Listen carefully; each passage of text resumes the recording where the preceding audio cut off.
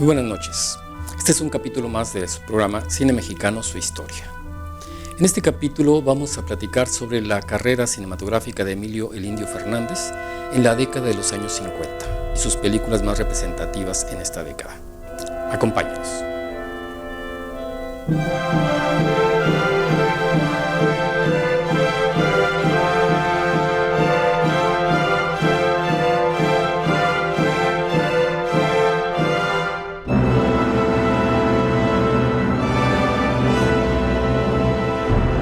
En los años 50, la carrera de Emilio Fernández empieza a disminuir.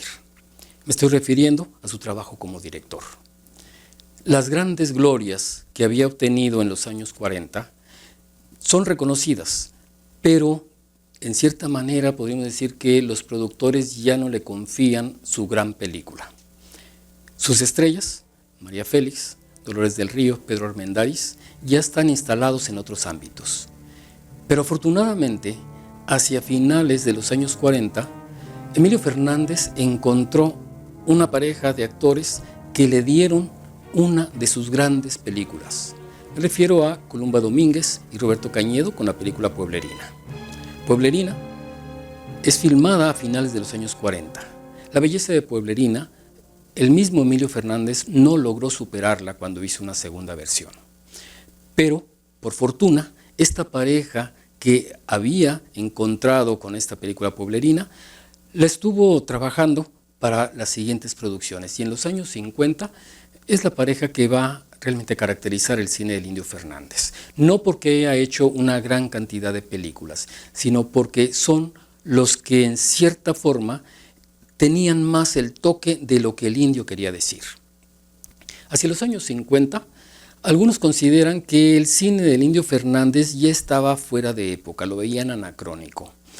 En realidad, Emilio Fernández estaba siendo fiel a sus intereses, estaba siendo fiel a su ideología, a su nacionalismo. Y por eso, si bien ya no nos va a estar trabajando esas temáticas y sobre todo esas producciones tan grandes que nos dio en los años 40, en estos años 50, en un cine más modesto, nos va a entregar películas que son dignas de recordar. Tal vez más melodramáticas, tal vez no con las grandes estrellas, pero podríamos encontrarnos cintas de interés como La Bien Amada. En La Bien Amada, sus protagonistas son nuevamente Columba Domínguez y Roberto Cañedo. Además, La Bien Amada está respondiendo a esa idea de El Indio Fernández de que un pueblo va a crecer cuando se atiende la educación. Y en La Bien Amada nos vamos a centrar en ese maestro que realmente está desarrollando su trabajo, pero no tiene el sueldo que se merece. Ese maestro que está viviendo en la miseria. Esos son los puntos que a el Indio Fernández le interesaba mucho destacar. Podríamos decir que con películas como La Bien Amada, el Indio Fernández nos está indicando que no está del todo de acuerdo con ese sistema político, social, económico, cultural en el que está viviendo. El Indio Fernández ya no se siente tan halagado, al contrario, siente que se le están poniendo trabas a su trabajo. Sin embargo, él tiene muchas cosas que decir y La Bien Amada es uno de esos casos. La Bien Amada es una cinta, como decía, de producción muy modesta. Incluso su discurso tiene un tono melodramático que sí, es cierto, ya huele anacrónico, pero es el discurso de alguien que en ese sentido es muy honesto. Para el Indio Fernández, el cine estaba cumpliendo una función social, una función política, una función cultural e histórica. Y La Bien Amada cumple con todos los requisitos de la razón por la cual el Indio Fernández estaba haciendo cine. También, junto a La Bien Amada, nosotros encontramos películas como Un Día de Vida, donde están otra vez en el ambiente de los movimientos armados y sobre todo de las situaciones en las que se enfrentan los hermanos. Y no estoy hablando de hermanos de sangre, sino los hermanos nacionales.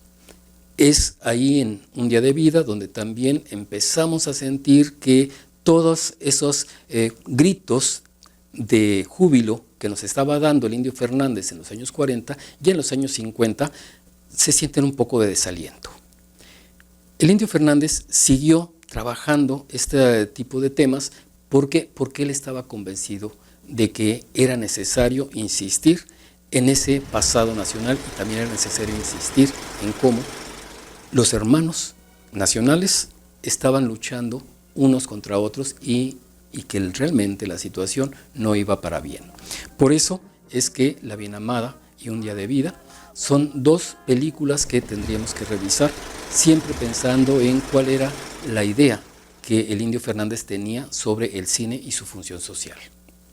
Y dentro de eso, dentro de la función social de cine, el Indio Fernández se va a las atmósferas arrabaleras y nos entrega otra película de gran interés, que es Víctimas del Pecado.